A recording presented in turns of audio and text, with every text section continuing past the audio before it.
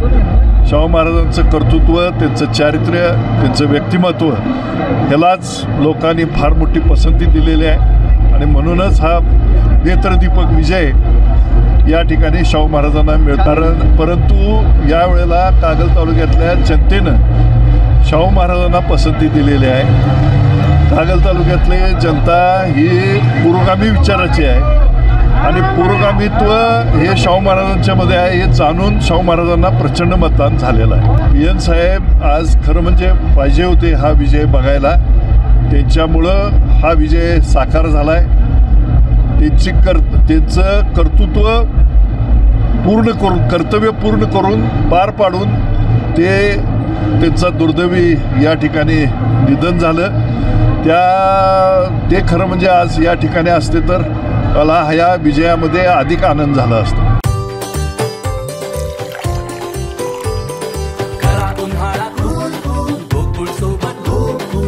गोकुळ सोबत गोकुल।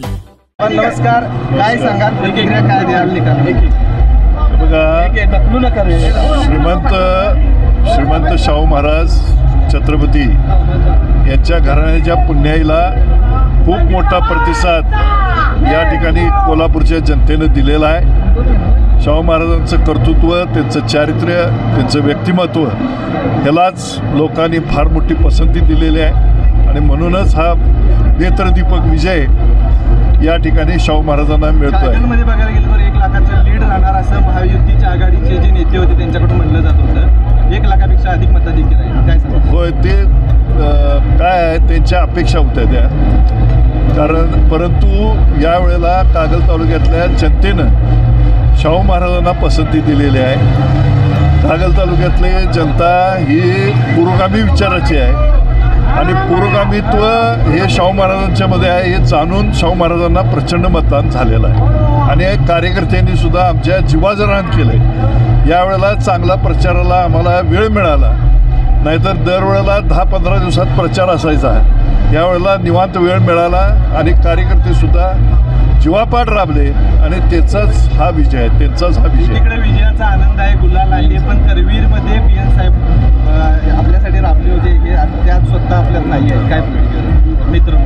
PN साहेब आज खरं म्हणजे पाहिजे होते हा विजय बघायला, त्यांच्यामुळं हा विजय साकार झाला आहे। त्यांचं कर्तृत्व पूर्ण करून, कर्तव्य पूर्ण करून, पार पाडून त्यांचा दुर्दैवी या ठिकाणी निधन झालं।